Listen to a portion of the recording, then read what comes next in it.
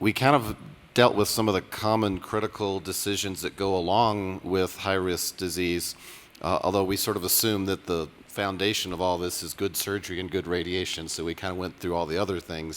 So obviously there's a whole set of talks you can do on, what do surgeons look like for planning radiation dosing, et cetera.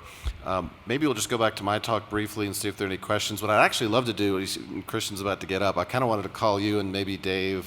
We have Ron stepped down. We have Henderson. Two questions I'd love to throw at you real quick. Just number one, what is your approach to when you do nodes? How do you do it? That kind of thing. And then two is, assuming you're doing PET imaging for high risk, at what point do you punt on surgery when the PET scan is showing a lot of things going on? So I was going to ask you that, so thanks. Yeah, now I'm on the spot.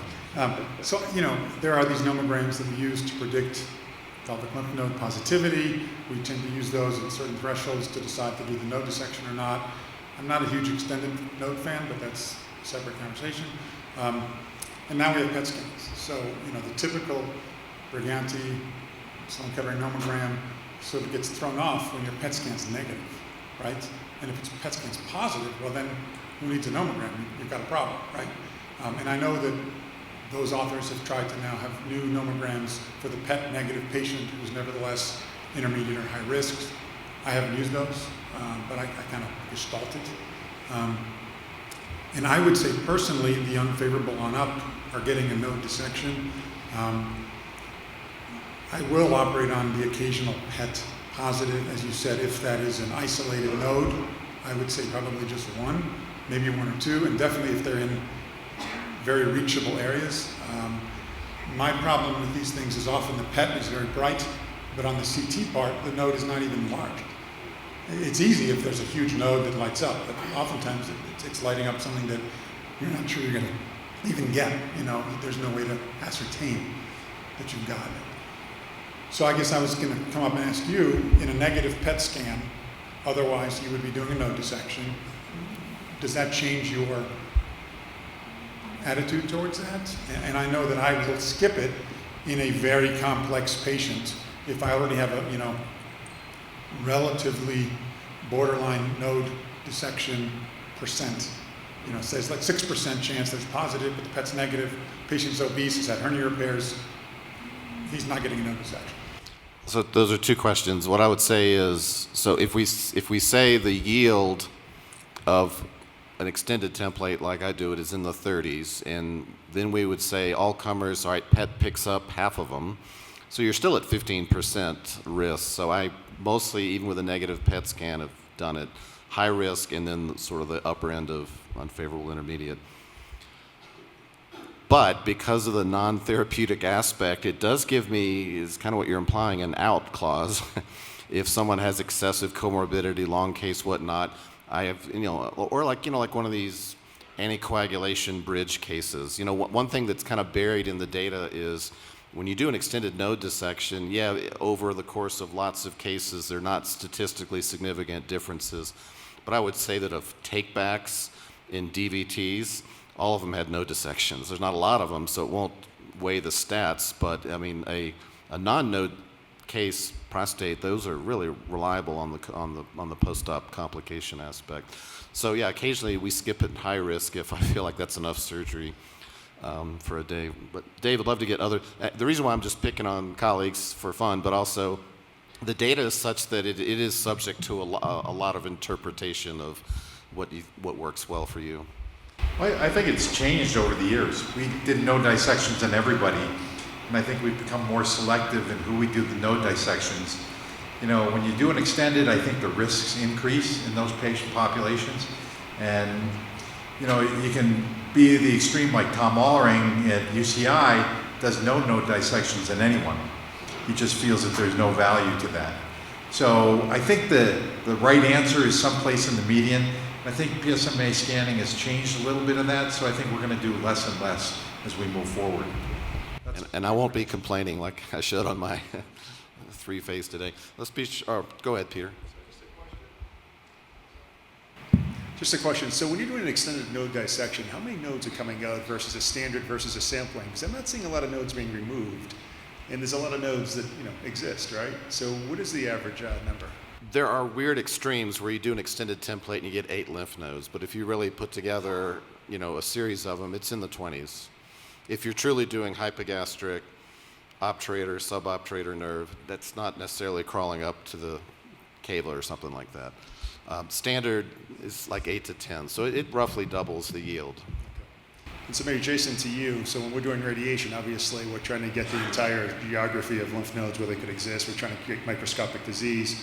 And you were showing that SBRT probably isn't the right thing to do. We should be doing an extended lymph node, sort of radiation with a positive node. Can you speak a little bit about that to the urologist and how it gets done and how you might use an SIB, things like that? Because I think it's good information to understand.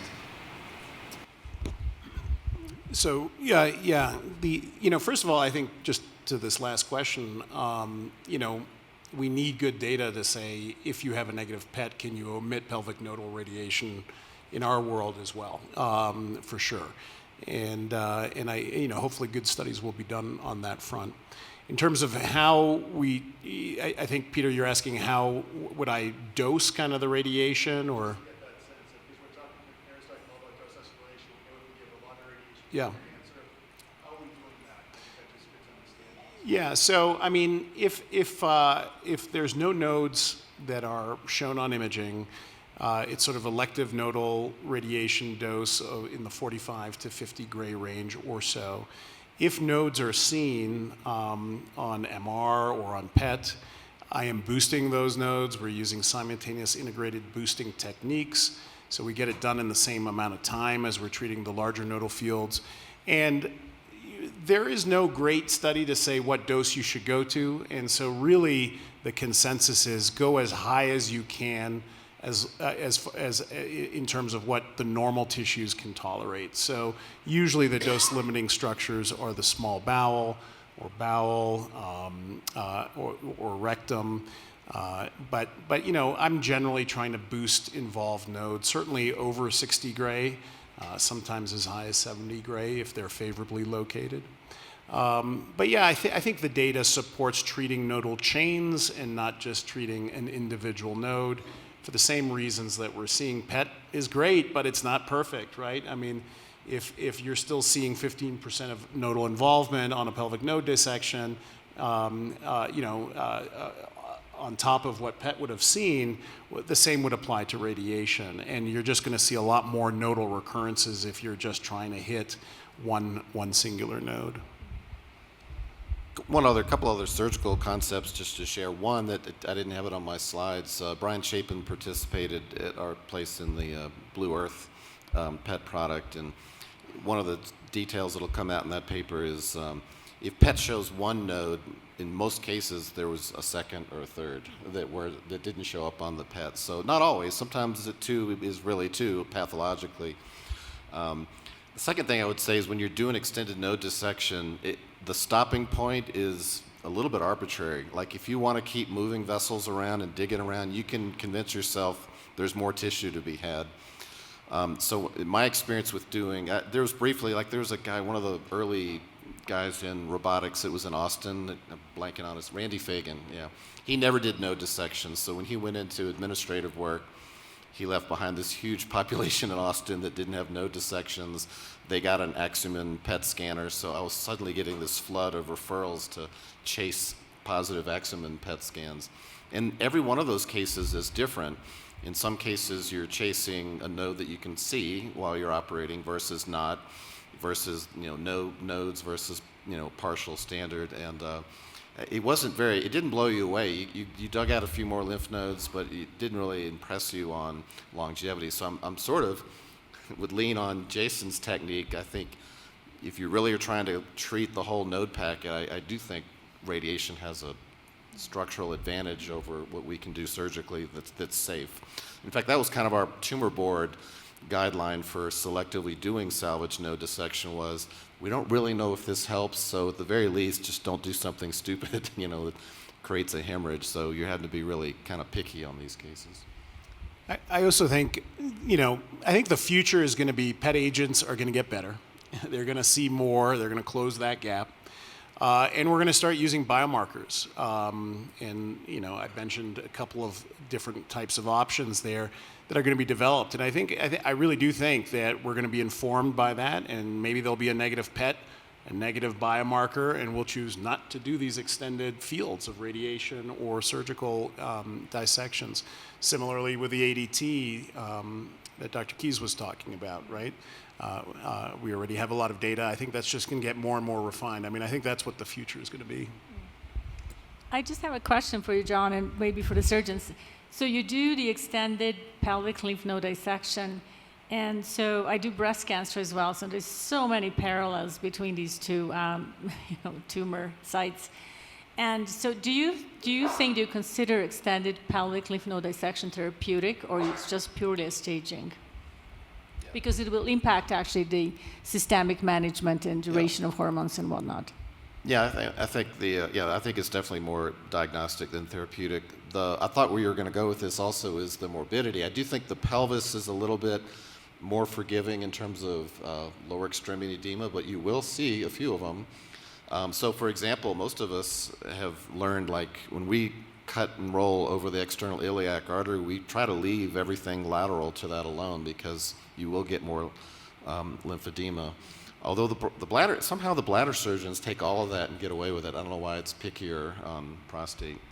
And then the lymphocyles are always an inconvenient surprise 6 months later, especially if they're infected and they're out of state or something crazy like that. So there are some interesting little surgical tricks of imbricating the urachal peritoneum back into the lymph node field so it just doesn't stick together. So there's a few tricks to avoid lymphocyles, but they are going to sneak up on you periodically. One question, I'd love to, any questions on Mira's talk? You had some great guidance. Maybe you could expand further. Occasionally we do get into a tug of war, surgery and radiation over the cardiac patient. Am I supposed to take the risk on putting them in Trendelenburg? Because I think I had a mortality on the table like 8 years ago. The guy infarcted 3 stents despite clearing all the hurdles to get in there. And that obviously sticks with you versus, the ADT, especially if there's not an option to get out of that. Yeah, I think this is a great question. It's always a question what to do. So if somebody's very high risk, he's high risk for surgery as well. And then if he's high risk, he's also high risk for 3 years of ADT. So it's like, what do we do with that, right? And again, the answer to this question is really in cardiovascular disease management. And if you have a good feel that this patient will after you stage him, you look at MRI, perhaps even a PET, and if you have a very good feel that he's not going to need immediate salvage, I would say just go and have surgery if the anesthetist says it's safe to do it, right? That would be my bet. Probably my only little trick to avoid that is we do have the single port robot, which you would put extra peritoneal, and so you can actually, theoretically, some surgeons do those absolutely flat, no Trendelenburg. I still leave a little bit. But it's interesting, when you take a patient flat and you put them in 15 degrees, it looks pretty nothing, just a slight lean. But when you go from 15 to 25, it looks like they're going to fall off the table if they weren't strapped down. So we do have a few tricks to, if surgical stress is the issue, and then just try to be quick about it. Yeah, I remember going to see the Peter Black doing the robotic surgery at Vancouver General Hospital, and I look at the patient in this Trendelenburg position, and I am just shocked, with the angle that patient actually has to be with. And I talked to an anesthetist, said, yeah, this was really a problem when these surgeries were like 6-7 hours. Now it's much faster, so it's better, right? But there's certainly a risk there as well. Hi, Gabriel Carabiola, I'm a medical oncologist. Have you noticed any correlation between the primary location and the area of drainage? In other words, location of primary tumor in the prostate and the side of drainage and positivity or expected positivity, so you can have a more, location-oriented dissection? So I did try to simulate that question in one of my papers referenced. So we had our pathologists run a big series of both scenarios, unilateral biopsy tumor as well as prostatectomy, true unilateral disease, who had positive nodes. And, you know, wasn't a huge sample to be that strict about it, but it was like 30 or 40 in each of them. And the crossover rate's is about 30%. So you know, people would love to be able to do more of a unilateral extended, but prostate just drains on its own. Especially, I bet the anterior part drives some of that. Thank you. Well, I think we're right at time to switch to the next section.